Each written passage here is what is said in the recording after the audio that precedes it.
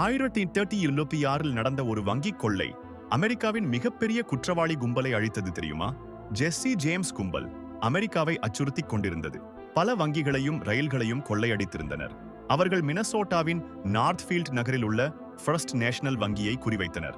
அமைதியான சிறிய நகரம், எளிதான இலக்கு என்று நினைத்தனர். செப்டம்பர் 7ஆம் தேதி அவர்கள் தாக்குதல் நடத்தினர். ஆனால் வங்கி ஊழியர்கள் எதிர்த்து போராடினர். நகர மக்கள் ஆயுதங்களுடன் வெளியே வந்தனர்.